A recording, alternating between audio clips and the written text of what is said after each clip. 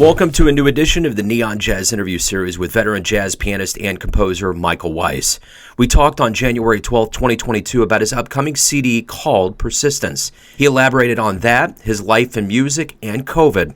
Born in Dallas, he started piano studies at the age of 6, and at 15 he discovered the world of jazz at the Interlochen Academy in Michigan.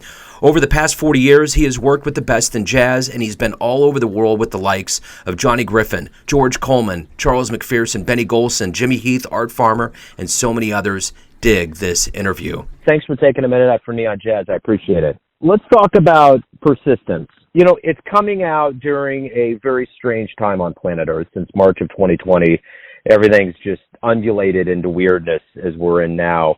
But music has been kind of a saving grace, so to speak. How does it feel to have this release come out now? Great.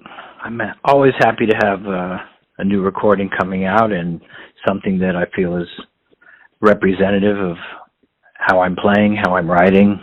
It's a snapshot of this time in my artistic development and my career. So ultimately with this recording, what do you hoping the audience gets from this? What do you want them to glean from this CD? Well, of course, like any recording, you hope the music connects to your listeners and that they find something that resonates with them in the heart and in the mind. There's a lot of passionate playing that goes on in the music. I think the recording has a lot to offer in a lot of different ways. There's a lot of complexity, there's a lot of simplicity, there's a lot of very direct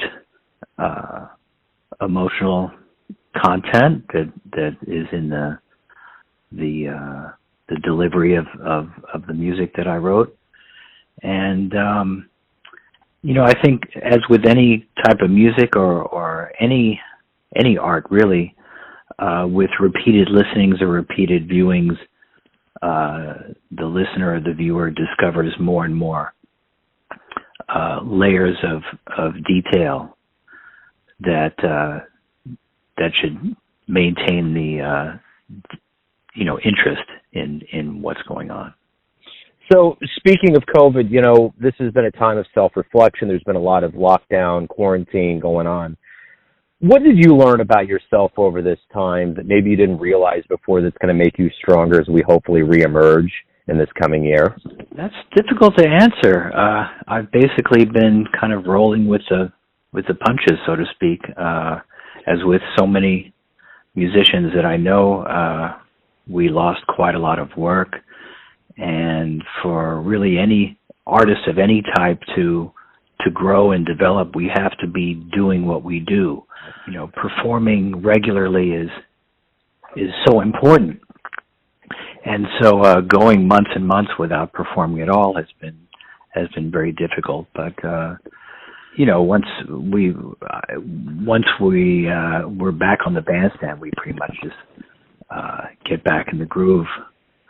Other than that, there's nothing really specific I can think of. I don't have a really good answer for that.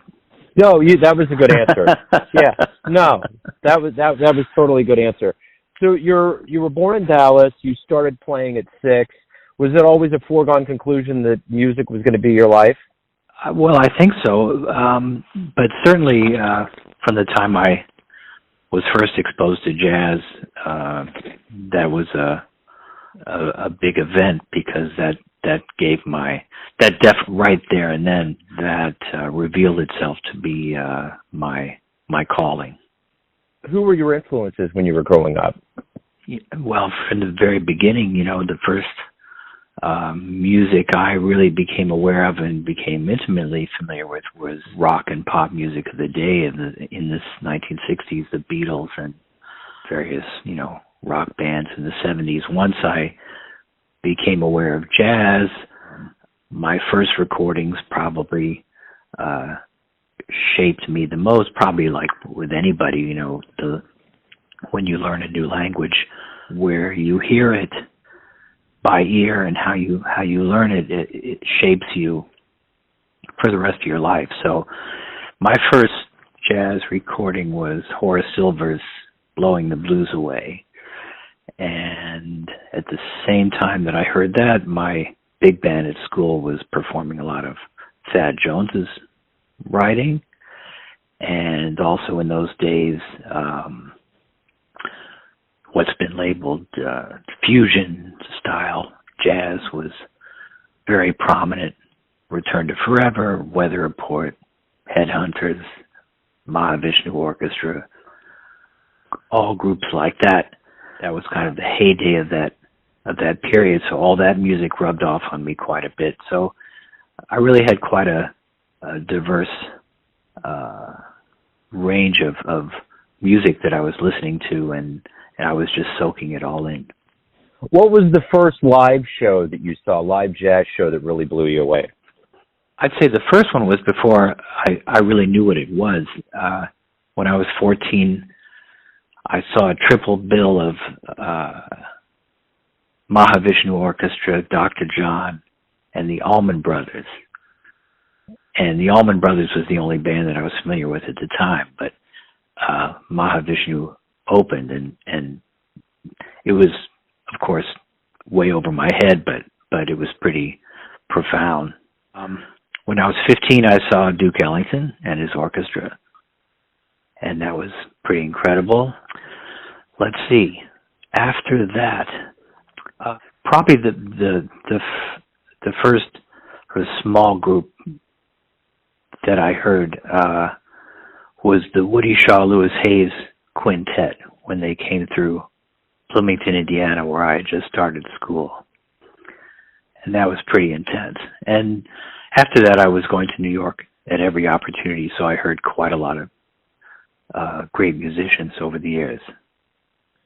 So, you've been at this for 4+ decades, and you've been around a lot of big names, from Jimmy Heath, Lou Donaldson, Charles McPherson, Johnny Griffin. I'm curious, what did you learn from the legends and luminaries that have resonated with you up to this day, that have allowed you to teach younger players around you really good stuff? Their artistry was at such a high level, and their musical personalities were so strong and so solid, so well formed.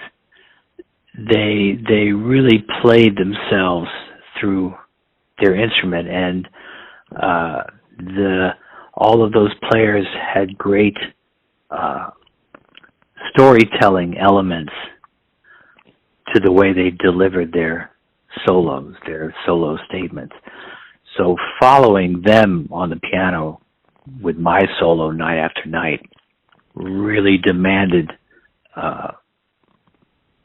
me to tell my story in as clear and convincing a way as I could, and to express myself. There's nothing like that on the job type of training that will elevate you to the best of your artistic ability at the time. And also being on tour and performing night after night, like I said before, is absolutely essential. Playing the same repertoire night after night on tour, you try different things out, and you can experiment and find the best that you have to offer for each individual situation, each song, and to tailor what you can do. As an accompanist, as a piano accompanist, I have a wide range of creative opportunities there, in addition to just playing a solo, and trying to find, in my own sense of good taste, what's the optimum means of accompaniment to all those different soloists who all have such very different personalities. But you talked about teaching and what I could impart to students from that experience. I guess one thing that comes to mind is being able to stand on your own 2 feet. And I guess part of what I mean by that is, many musicians have said, and Barry Harris has talked about, they say you have to be able to swing by yourself. And that means that your innate sense of tempo and rhythm has to be very, very strong.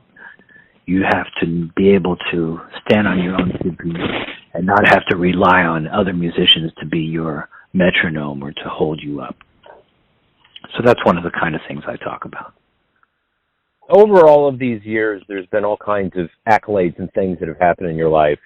I'm curious, what's been the most surprising thing that's happened to you over your careers? Most surprising development or award? What has surprised you the most?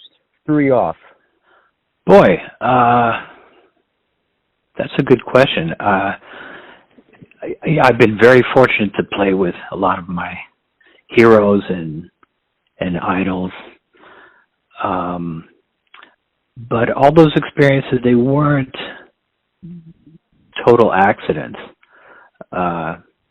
If that's what you aspire to do with your career, you have to create those opportunities for them, or be in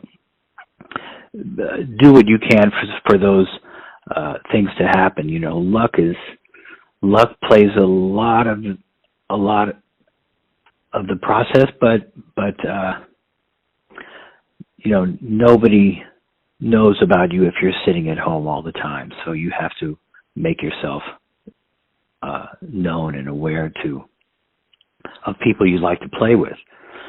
But I think from the time I came to New York, I wasn't quite sure how my career would unfold, but I knew that I got the greatest satisfaction out of being able to be on the bandstand with the great musicians that I listened to on record. That was sort of a mark of arrival for me. So I'd say my proudest achievements as a professional musician is being able to work in the bands of a number of really legendary jazz musicians. And in that same vein, you've had a very long career. You've always stayed relevant. You've stayed on the top of what you do and how you play. What's been your key to longevity? What's been kind of the cornerstone of what makes you go and tick? Well, performing, you know, when you're on the bandstand, that's the time when you can assess where you are artistically and whatever goals you have and whatever aims that you're trying to achieve musically and professionally and so forth. So, like I said before, being able to perform frequently is really essential to really being able to gauge where you are and to see what your future potential is musically, artistically. That's where the inspiration comes from. That, you know, playing gigs is where you get ideas for composing, for arranging, how you like to do things. It's difficult to perceive those things and unless you have the gigs to work those things. The bandstand is the laboratory. You know, it's difficult to make your home studio the laboratory. Yeah, you know, the bandstand and the recording studio is where you work your things out. And in that same vein, too, you know, once we do kind of get back, hopefully this year things open up and we start getting back to live music, what do you hope we all collectively realize about the power of live music, which we've obviously missed since March of 2020, both musician and the audience? That's something for the audience to realize themselves. You know, we're on two different ends of the process. You know, we as performers and composers, we put our best foot forward and try and deliver with our highest standards, personal standards, of something that hopefully the audience will resonate with. I don't know. I'm not quite sure if I would know how to answer that. I think that the live music experience is very special, and is different from listening to records, listening to CDs. I just hope that we can eventually turn the corner and get back to socially interacting like we used to in all walks of life, whether it's in the performing arts or every other type of social interaction. When I'm thinking, if we think about it in the bigger picture, what school children are going through right now is really, really tough. What we're dealing with as artists, that's really small potatoes compared to, how this pandemic is affecting the world at large. Yeah, I agree. I got a 16 and a 17-year-old, and that's the roughest thing. It's devastating to watch how even all the kids around them are dealing with it. I work in a school district, and one of the teachers told me last year that the kindergarten kids that come in are all wearing masks, and it's their first experience in school, and it just blew my mind. It's like they don't know any different. They know to come to school in a mask, and I think about how there's a reality that these kids are dealing with right now, and there's nothing to compare it to. So my final question to you is this: everyone has a perception or an idea of who they think you are, your family, friends, your fans, but ultimately you live your life. You have a perception of yourself. Who do you think you are? I have no idea how to. Nobody's asked me anything like that before. I think they say beauty is in the eye of the beholder. Or I think you can assess, if not best, you can assess who you are in some ways by how you interact with others and how others perceive of you.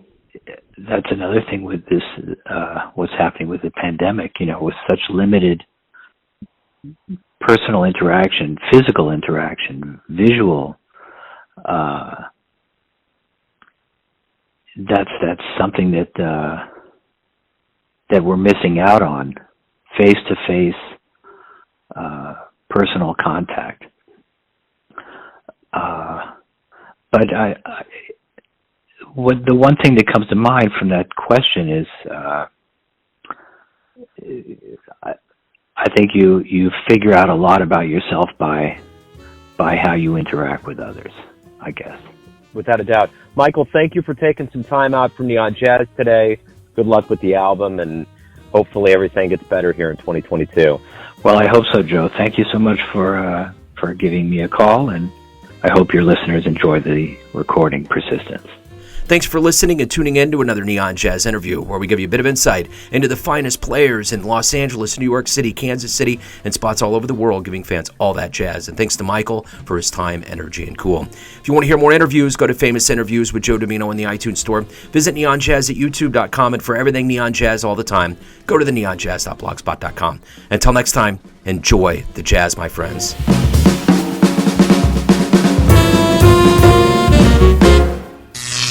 Neon Jazz.